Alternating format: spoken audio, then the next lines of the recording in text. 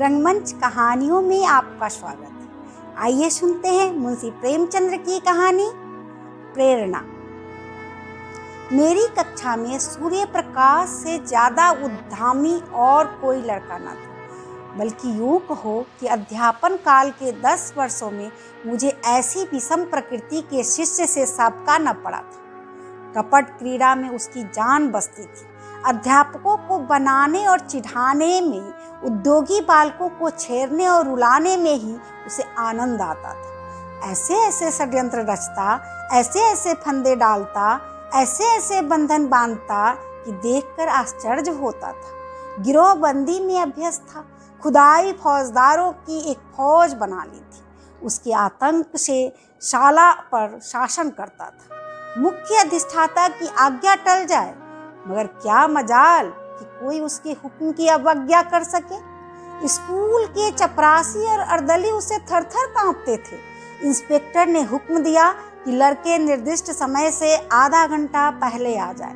मतलब यह था कि लड़कों को मुआयने के बारे में कुछ जरूरी बातें बता दी जाए। मगर 10 बज गए, इंस्पेक्टर साहब आकर बैठ गए और मदरसे में एक लड़का भी नहीं। 11 बजे सब छात्र इस तरह निकल पड़े जैसे कोई पिंजरा खोल दिया गया।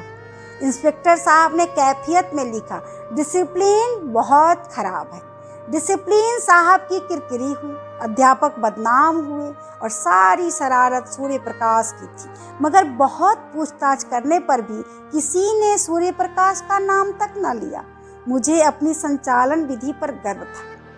ट्रेनिंग कॉलेज में इस विषय में मैंने ख्याति प्राप्त की थी, मगर यहाँ मेरा सारा संचालन कौशल जैसे मोर्चा खा गया था। कुछ अक्ल ही काम न करती कि शैतान को कैसे सन्मार्ग पर लाए। कई बार अध्यापकों की बैठक हुई, पर यह न गिरा न खुली। नई शिक्षा विधि के अनुसार मैं दंड नीति का पक्षपाती न था, मगर यहाँ हम इस नीति से केवल इसलिए विरक्त थे कि कहीं उपचार से भी रोग असाध्य न हो जाए। सूर्य प्रकाश को स्कूल से निकाल देने का प्रस्ताव भी किया गया, पर इसे अपनी अयोग्यता का प्रमाण समझकर हम इस नीति का व्यवहार करने का साहस न कर सके। 20-22 अनुभवी और शिक्षा शास्त्र के आचार्य एक 12-13 साल के उदंड बालक का सुधार न कर सके। यह विचार बहुत ही निराशाजनक था। यूँ तो सारा स्कूल उसके त्राही त्राही करता था, मगर सबसे ज्यादा संकट में मैं था, क्योंकि वह मेरी कक्षा का छात्र था और उसकी शरारतों का कुफल मुझे भोगना पड़ता था।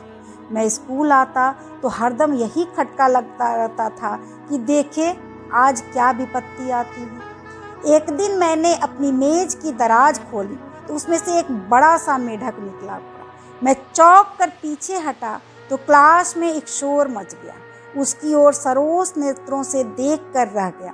सारा घंटा उपदेश में बीत गया और वह पट्टा सिर झुकाए नीचे मुस्कुरा रहा था। मुझे आश्चर्य होता था कि यह नीचे की कक्षाओं में कैसे पास की हुआ था। एक दिन मैंने गुस्से से कहा, तुम इसकी कक्षा से उम्र भर नहीं पास हो सकते। सूर्य प्रकाश ने अविचलित भाव से कहा, आप मेरे पास होने की चिंता न करें, मैं हमेशा पास हुआ हूँ और अब की भी होऊंगा। असंभव। असंभव संभव हो जाएगा। मैं आश्चर्य से उसका मुंह देखने लगा। जहीन से जहीन लड़का भी अपनी सफलता का दावा इतने निर्विवाद रूप से न कर सकता था। मैंने सोचा वह प्रश्न पत्र उड़ा लेता होगा। मैंने प्रतिज्ञा की अब की इसकी एक चाल भी न चलने दूंगा। देखूं कितने दिन इस कक्षा में पड़ा रहता है, आप घबरा कर निकल जाएगा। वार्षिक परीक्षा के अवसर पर मैंने असाधारण देखभाल से काम किया, मगर जब सूर्य प्रकाश का उत्तर पत्र देखा तो मेरे विस्मय की सीमा न रही। मैंने 2 पर्चे दिए थे, दोनों ही में उसके नंबर कक्षा में सबसे अधिक थे। मुझे खूब मालूम था कि वह मेरे किसी पर्चे का कोई प्रश्न भी हल नहीं कर सकता।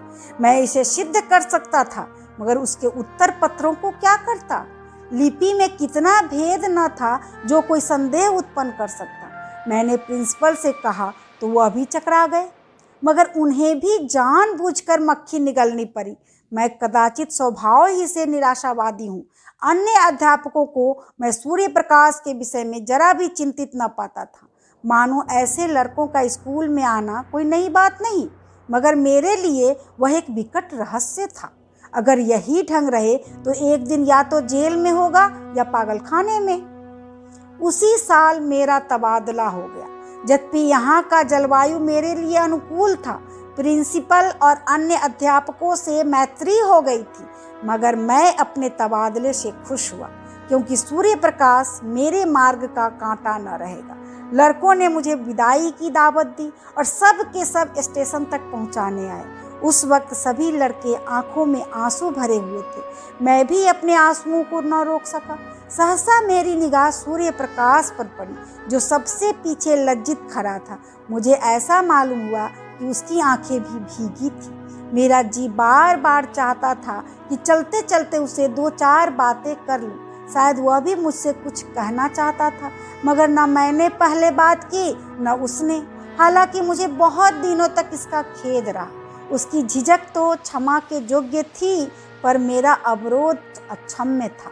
असंभव था उस करुणा और ग्लानि की दशा में मेरी 2-4 निष्कपट बातें उसके दिल पर असर कर जाती। मगर इन्हीं खोए हुए अवसरों का नाम तो जीवन है।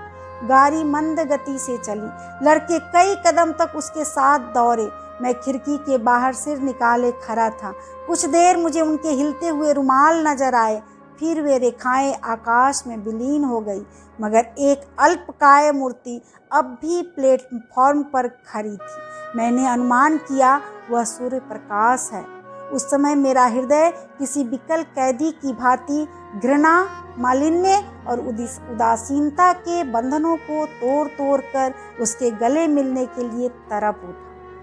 नए स्थान की नई चिंताओं ने बहुत जल्द मुझे अपनी ओर आकर्षित कर लिया। पिछले दिनों की याद एक हसरत बनकर रह गई। न किसी का कोई खत आया, न मैंने कोई खत लिखा। शायद दुनिया का यही दस्तूर है। वर्षा के बाद वर्षा की हरियाली कितने दिनों रहती है। संजोग से मुझे इंग्लैंड में विद्याभ्यास करने का अवसर मिल गया। वहाँ 3 साल लग गए। वहाँ से लौटा तो एक कॉलेज का प्रिंसिपल बना दिया गया। यह सिद्धि मेरे लिए बिल्कुल आशातीत थी। मेरी भावना स्वप्न में भी इतनी दूर न उड़ी थी, किंतु पदलिप्सा अब किसी और भी ऊंची डाली पर आश्रय लेना चाहती थी। शिक्षा मंत्री से रब्त जब्त किया। मंत्री महोदय मुझ पर कृपा रखते थे, मगर वास्तव में शिक्षा के मौलिक सिद्धांतों का उन्हें ज्ञान न था। मुझे पाकर उन्होंने सारा भार मेरे ऊपर डाल दिया। घोड़े पर वह सवार थे, लगाम मेरे हाथ में थी। फल यह हुआ कि उन्हें राजनैतिक विपक्षियों से मेरा विरोध हो गया। मुझ पर जाबेजा आक्रमण होने लगा। मैं सिद्धांत रूप से अनिवार्य शिक्षा का विरोधी हूँ। मेरा विचार है कि हर एक मनुष्य की उन विषयों में ज़्यादा स्वाधीनता होनी चाहिए जिनका उससे निज का संबंध है। मेरा विचार है कि यूरोप में अनिवार्य शिक्षा की जरूरत है, भारत में नहीं। भौतिकता पश्चिमी सभ्यता का मूल तत्व है। वहाँ किसी काम की प्रेरणा आर्थिक लाभ के आधार पर होती है। जिंदगी की जरूरत ज़्यादा है, इसलिए जीवन संग्राम भी अधिक भीषण है। माता पिता भोग के दास होकर बच्चों को जल्द से जल्द कुछ कमाने पर मजबूर करते हैं, इसकी जगह कि वह मद का त्याग करके 1 शिलिंग रोज की बचत कर ले। वे अपने कमसिन बच्चे को 1 शिलिंग की मजदूरी करने के लिए दबाएंगे। भारतीय जीवन में सात्विक सरलता है। हम उस वक्त तक अपने बच्चों से मजदूरी नहीं कराते जब तक कि परिस्थिति हमें विवश न कर दे। दरिद्र से दरिद्र हिंदुस्तानी मजदूर भी शिक्षा के उपकारों का कायल है। उसके मन में यह अभिलाषा होती है कि मेरा बच्चा 4 अक्षर पढ़ जाए। इसलिए नहीं कि उसे कोई अधिकार मिलेगा, बल्कि केवल इसलिए कि विद्या मानवीय शील का एक श्रृंगार है। अगर यह जानकर भी वह अपने बच्चे को मदरसे नहीं भेजता तो समझ लेना चाहिए कि वह मजबूर है। ऐसी दशा में उस कानून का प्रहार करना मेरी दृष्टि में न्याय संगत नहीं है। इसके सिवा मेरे विचार में अभी हमारे देश में योग्य शिक्षकों का अभाव है। अर्ध शिक्षित और अल्प वेतन पाने वाले अध्यापकों से आप यह आशा नहीं रख सकते कि वह कोई ऊंचा आदर्श अपने सामने रख सके। अधिक से अधिक इतना ही होगा कि 4-5 वर्ष में बालक को अक्षर ज्ञान हो जाएगा। मैं इसे पर्वत खोदकर चूहिया निकालने के तुल्य समझता हूँ। वयस प्राप्त हो जाने पर यह मसला 1 महीने से आसानी से तय किया जा सकता है। मैं अनुभव से कह सकता हूँ कि युवा अवस्था में हम जितना ज्ञान 1 महीने में प्राप्त कर सकते हैं, उतना बाल्यावस्था में 3 साल में भी नहीं कर सकते।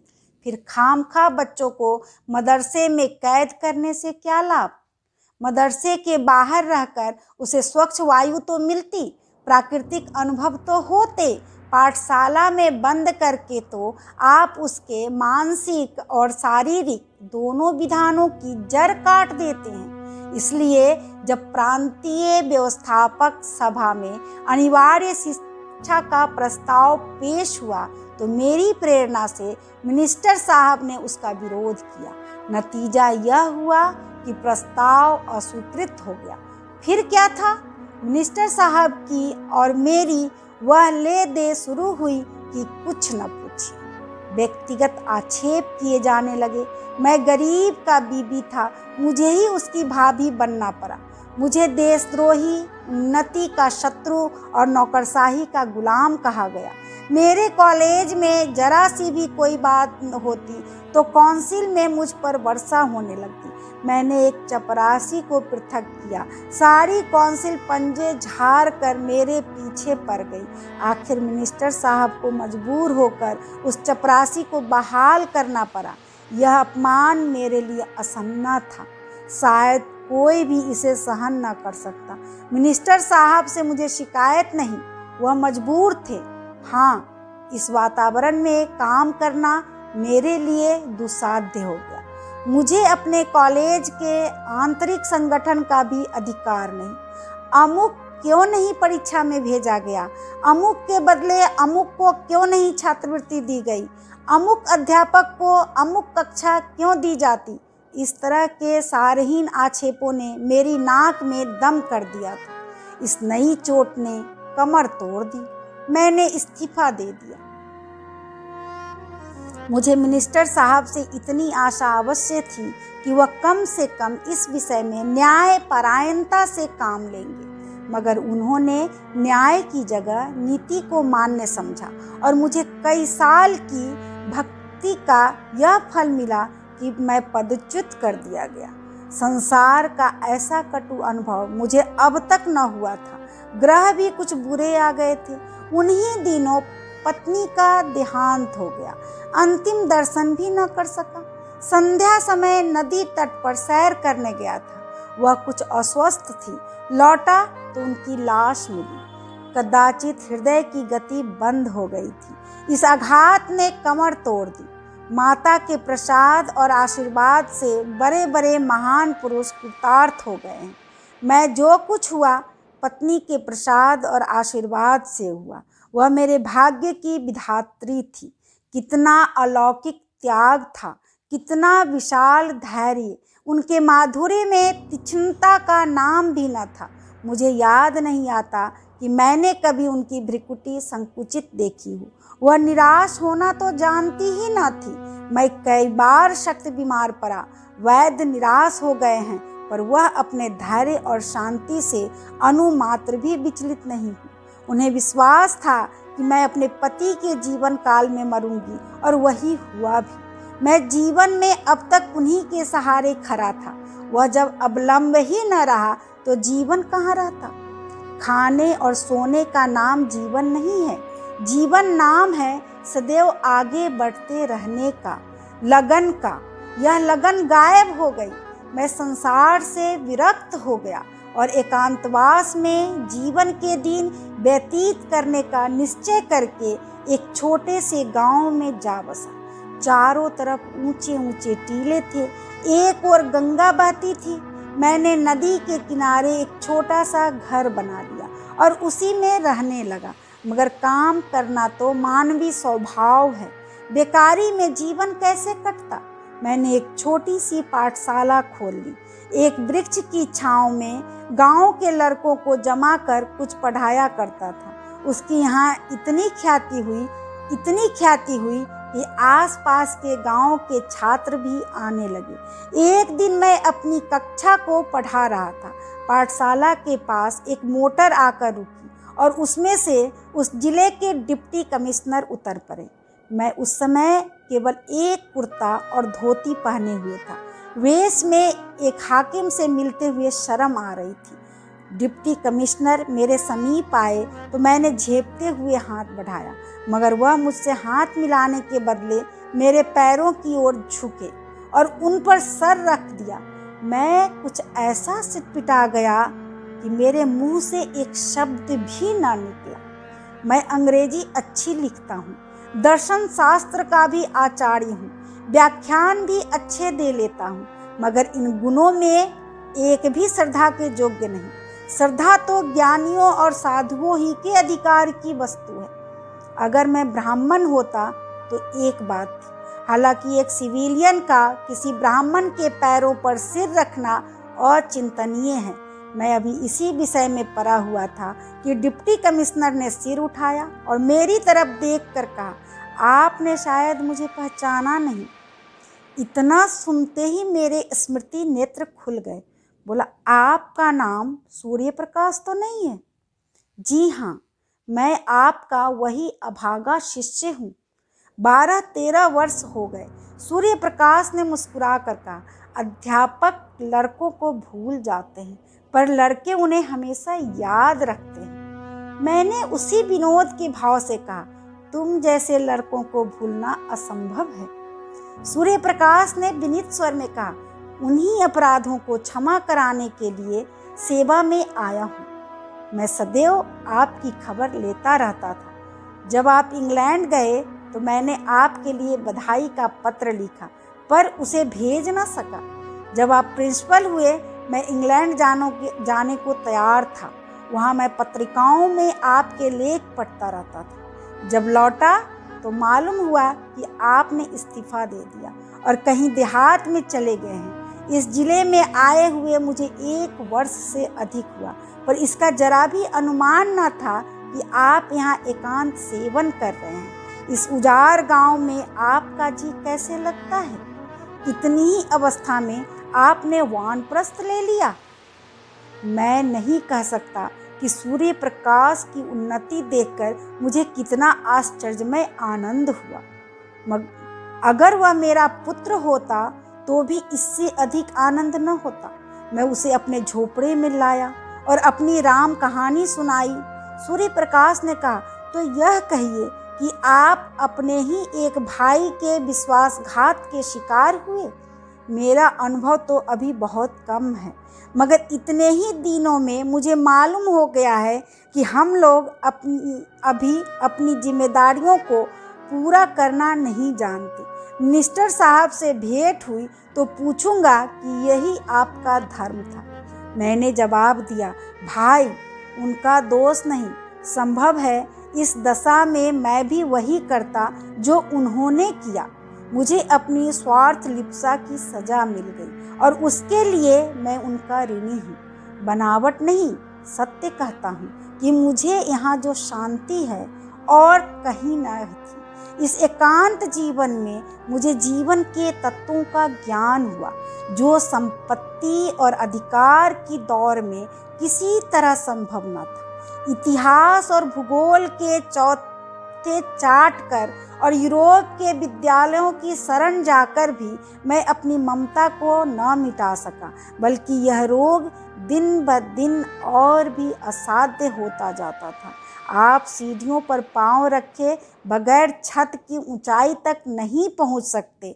संपत्ति की अटालिका तक पहुंचने में दूसरों की जिंदगी ही जीने का काम देती है।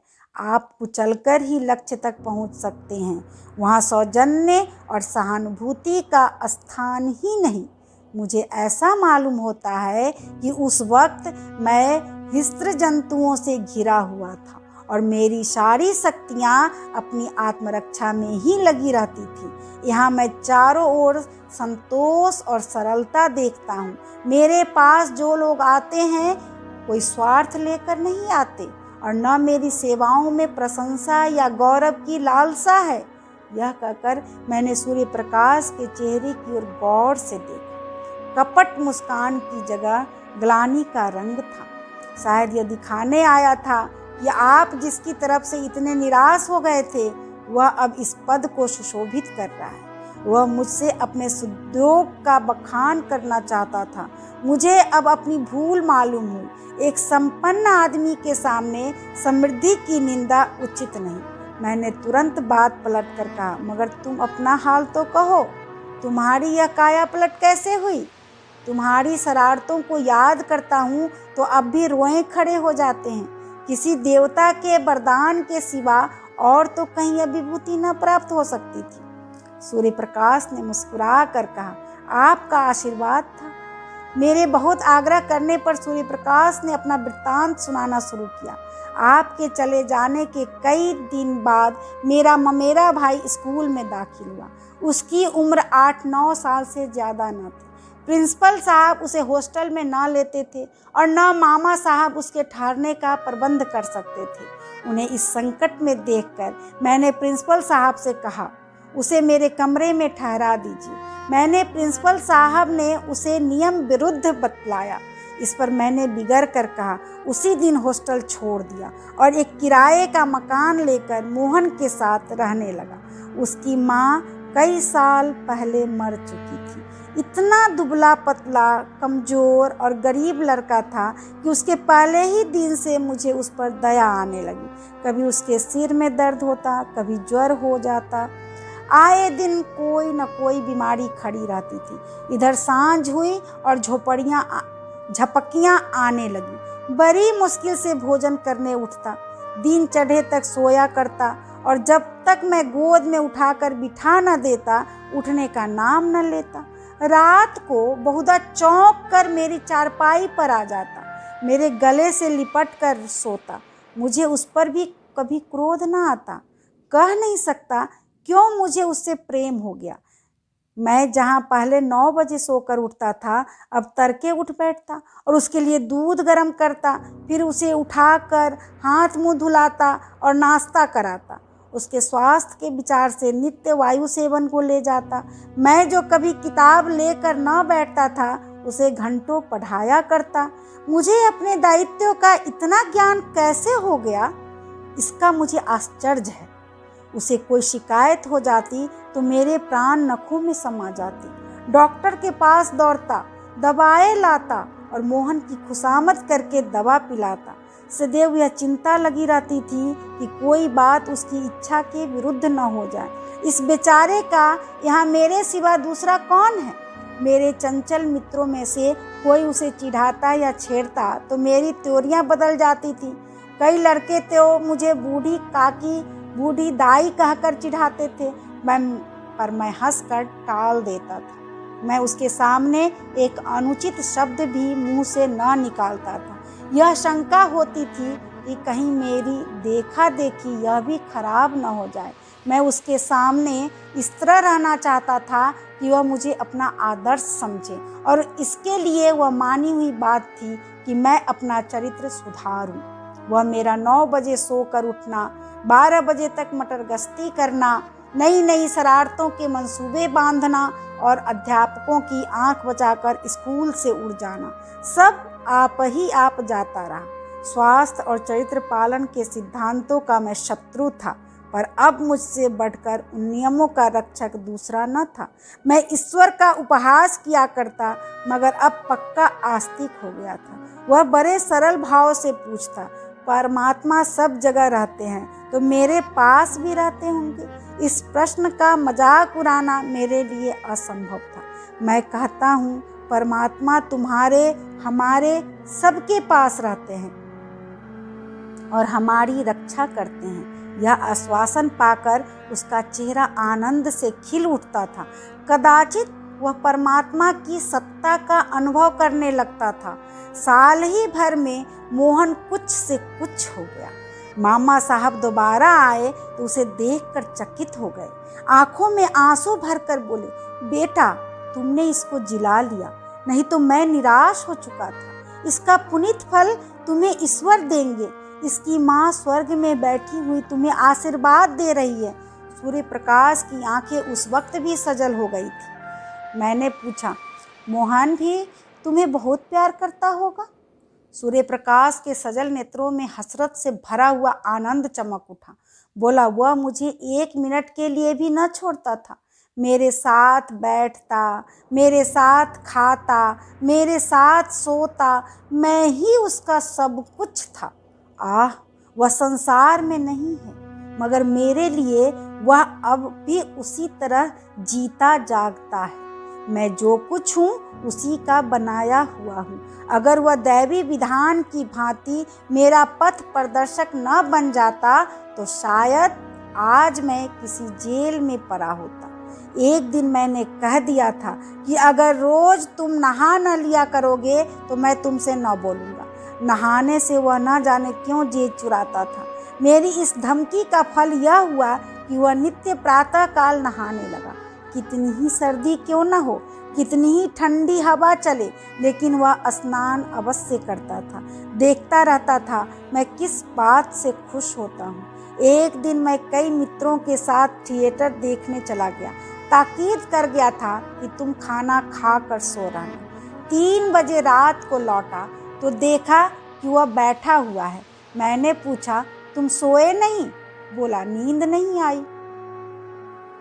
उस दिन से मैंने थिएटर जाने का नाम न लिया। बच्चों में प्यार की जो एक भूख होती है, दूध, मिठाई और खिलौनों से भी ज्यादा मादक, जो माँ की गोद के सामने संसार की निधि की भी परवाह नहीं करती, मोहन की वह भूख कभी संतुष्ट न होती थी। पहाड़ों से टकराने वाली सारस की आवाज की तरह वह सदैव उसकी नसों में गूंजा करती थी। जैसे भूमि पर फैली हुई लता कोई सहारा पाते ही उससे चिपट जाती है, वही हाल मोहन का था। वह मुझसे ऐसा चिपट गया था, ऐसा चिपट गया था कि पृथक किया जाता तो उसकी कोमल बेल के टुकड़े टुकड़े हो जाते। वह मेरे साथ 3 साल रहा और मेरे जीवन में प्रकाश की एक रेखा डालकर अंधकार में विलीन हो गया। उस जीर्ण काया में कैसे कैसे अरमान भरे हुए थे। कदाचित ईश्वर ने मेरे जीवन में एक अवलंब की सृष्टि करने के लिए उसे भेजा था। उद्देश्य पूरा हो गया तो क्यों रहता। गर्मियों की तातील थी। 2 तातीलों में मोहन मेरे ही साथ रहा था। मामा जी के आग्रह करने पर भी घर न आया। अब की कॉलेज के छात्रों ने कश्मीर यात्रा करने का निश्चय किया और मुझे उसकी अध्यक्ष बनाया। कश्मीर यात्रा की अभिलाषा मुझे चिरकाल से थी। इसी अवसर को गनीमत समझा। मोहन को मामा जी के पास भेजकर मैं कश्मीर चला गया। 2 महीने के बाद लौटा तो मालूम हुआ मोहन बीमार है। कश्मीर में मुझे बार बार मोहन की याद आती थी और जी चाहता था लौट जाऊं। मुझे उस पर इतना प्रेम है, इसका अंदाज मुझे कश्मीर जाकर हुआ, लेकिन मित्रों ने पीछा न छोड़ा। उसकी बीमारी की खबर पाते ही मैं अधीर हो उठा और दूसरे ही दिन उसके पास जा पहुंचा। मुझे देखते ही उसके पीले और सूखे हुए चेहरे पर आनंद की स्फूर्ति छलक पड़ी। मैं दौड़कर उसके गले से लिपट गया। उसकी आंखों में वह दूरदृष्टि और चेहरे पर वह अलौकिक आभा थी जो मंडराती हुई मृत्यु की सूचना देती है। मैंने आवेश से कांपते हुए स्वर में पूछा, यह तुम्हारी क्या दशा है मोहन? 2 ही महीने में यह नौबत पहुंच गई। मोहन ने सरल मुस्कान के साथ कहा, आप कश्मीर की सैर करने गए थे, मैं आकाश की सैर करने जा रहा हूँ। मगर यह दुख की कहानी कहकर मैं रोना और रुलाना नहीं चाहता। मेरे चले जाने के बाद मोहन इतने परिश्रम से पढ़ने लगा मानो तपस्या कर रहा हो। उसे यह धुन सवार हो गई थी कि साल भर की पढ़ाई 2 महीने में समाप्त कर ले और स्कूल खुलने के बाद मुझसे इस श्रम का प्रशंसा रूपी उपहार प्राप्त करे। मैं इस तरह की उसकी पीठ ठोकूंगा, शाबाशी दूंगा, अपने मित्रों से बखान करूंगा। इन भावनाओं ने अपने सारे बालोचित उत्साह और तल्लीनता से उसे वशीभूत कर लिया। मामा जी को दफ्तर के कामों में इतना अवकाश कहाँ कि उसके मनोरंजन का ध्यान रखे। शायद उसे प्रतिदिन कुछ न कुछ पढ़ते देखकर वह दिल में खुश होते थे। उसे खेलते देखकर वह जरूर डांटते, पढ़ते देखकर भला क्या कहते। फल यह हुआ कि मोहन को हल्का हल्का ज्वर आने लगा, किंतु उस दशा में भी उसने पढ़ना न छोड़ा और कुछ व्यतिक्रम भी हुए। ज्वर का प्रकोप और भी बढ़ा, पर उस दशा में भी ज्वर कुछ हल्का हो जाता तो किताबें देखने लगता था। उसके प्राण मुझ में ही बने रहते थे। ज्वर की दशा में भी नौकरों से पूछता, भैया का पत्र आया, वह कब आएंगे? इसके सिवा और कोई दूसरी अभिलाषा न थी। अगर मुझे मालूम होता कि मेरी कश्मीर यात्रा इतनी महंगी पड़ेगी तो उधर जाने का नाम भी न लेता। उसे बचाने के लिए मुझसे जो कुछ हो सकता था मैंने वह सब कुछ किया, किंतु बुखार टाइफाइड था, उसकी जान लेकर ही उतरा। उसके जीवन के स्वप्न मेरे लिए किसी ऋषि के आशीर्वाद बनकर मुझे प्रोत्साहित करने लगे और यह उसी का शुभ फल है कि आज आप मुझे इस दशा में देख रहे हैं। मोहन की बाल अभिलाषाओं को प्रत्यक्ष रूप में लाकर यह मुझे संतोष होता है कि शायद उसकी पवित्र आत्मा मुझे देखकर प्रसन्न होती हो। यही प्रेरणा थी कि जिसने कठिन से कठिन परीक्षाओं में भी मेरा बेड़ा पार लगाया। नहीं तो मैं आज भी वही मंद बुद्धि सूर्य प्रकाश हूँ जिसकी सूरत से आप चिढ़ते थे। उस दिन से मैं कई बार सूर्य प्रकाश से मिल चुका हूँ। वह जब इस तरफ आ जाता है तो बिना मुझसे मिले नहीं जाता। मोहन को अब भी वह अपना इष्ट देव समझता है। मानव प्रकृति का यह एक ऐसा रहस्य है जिसे मैं आज तक नहीं समझ सका। अभी आप सुन रहे थे मुंशी प्रेमचंद्र की कहानी प्रेरणा। आगे ऐसी अच्छी अच्छी कहानी सुनने के लिए आप मेरे चैनल को लाइक करें, सब्सक्राइब करें तथा बेल बटन को प्रेस करना ना भूलें। सपोर्ट के लिए धन्यवाद।